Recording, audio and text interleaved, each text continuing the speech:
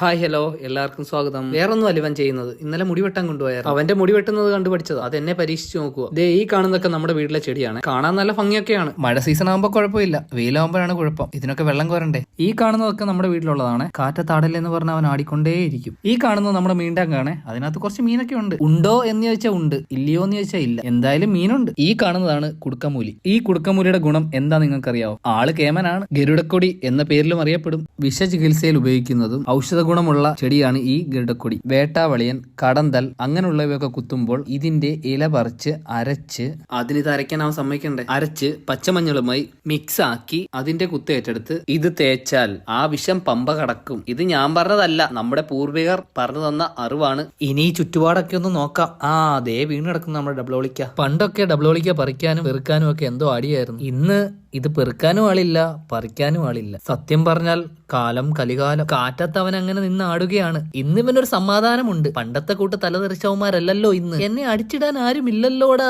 ഒന്നോർത്തായി ഇവന്മാർക്ക് നല്ലതാണ്. ആരും ഇവന്മാരെ തല്ലിത്തോൽപ്പിക്കാനില്ലല്ലോ. അടുത്ത കണ്ട കാഴ്ച ദേ ഈ കാഴ്ചയാണ്. അങ്ങോട്ടേക്ക് ഞാൻ അധികം നിന്നില്ല, ഇവന്മാർ ഡേഞ്ചറാണ്. പിന്നെ എന്റെ ക്യാമറ കണ്ണുകൾ പോയത് ഇവനിലേക്കാണ്. നീ ഏതാടാ, നീ ആരാടാ? ഈ കാണുന്ന ഇവനല്ലായിരുന്നു ഇവിടുത്തെ ആള്. ഞങ്ങളുടെയൊക്കെ കുട്ടിക്കാലത്ത് ചെറിയ ബസ് ഒരു ചുമന്നട്ട, വലിയ ട്രെയിൻ ഒരു കറുത്തട്ട. അവരെ ഇപ്പോ ഇവിടെ കാണാനില്ല. ഇവന്റെ കടന്നുകയറ്റമാണോ അവരിവിടുന്ന് പോയതെന്നറിയില്ല. കുട്ടികളെ, ഇന്നത്തെ പോലെ ടച്ചും ടിച്ചും ഒന്നും അന്നില്ലായിരുന്നു. ഈ കാണുന്ന ചെടിയാണ് വെറ്റമശി. പണ്ട് എഴുതി പഠിച്ചിരുന്ന ഒന്നാണ് സ്ലേറ്റ്. ആ സ്ലേറ്റിലായിരുന്നു ഹരിശ്രീയൊക്കെ എഴുതി പഠിച്ചിരുന്നത്. ആ ഹരിശ്രീയൊക്കെ എഴുതി പഠിച്ചതിന് ശേഷം അത് മായ്ക്കാനായി ഉപയോഗിച്ചിരുന്ന ഒന്നാണ് ഈ വെറ്റമശി. ഈ കാണുന്നവനാണ് നമ്മുടെ തലവെട്ടി, അല്ലെ കഴുത്തുവെട്ടി. ഇതും കാണാനില്ല. ഈ ഒരെണ്ണമാണ് ഞാൻ കണ്ടത്. വളരെ സാവകാശം സമാധാനത്തോടെ ഒരു ജോലി ചെയ്യുന്ന ആളെ ഞാൻ അന്ന് കണ്ട്. നമ്മുടെ ചിലന്തി മാമൻ. ഇവൻ നമ്മുടെ ചൊറുതനം. ഇവനെ മുട്ടിയാൽ വലിയ ചൊറിച്ചിലില്ല. ഇവന്റെ ഒരു വല്യേട്ടൻ ഉണ്ട്. ഇവനാണ് വല്യേട്ടൻ, വള്ളിച്ചൊറുതനം. ഇവനെ ഒന്ന് ടച്ച് ചെയ്താൽ അന്നത്തെ ദിവസം നമ്മുടെ പോക്ക. ആ ചൊറിച്ചിലുണ്ടല്ലോ, അയ്യോ. ഈ വല്യേട്ടന്റെ ചൊറിച്ചിൽ കിട്ടിയിട്ടുണ്ടോ? കിട്ടിയിട്ടുണ്ടെങ്കിൽ ഒന്ന് കമന്റ് ചെയ്യണേ. ഈ കാഴ്ചകളെല്ലാം കണ്ടുകൊണ്ട്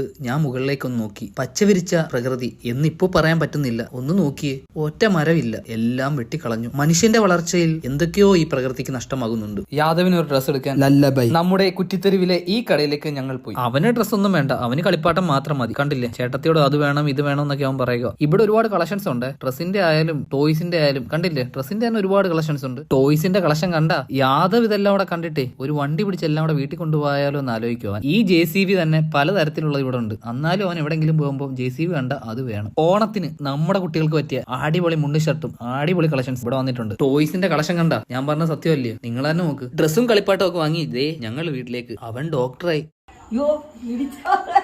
ഇതൊക്കെ കാണിയത് കണ്ടോ?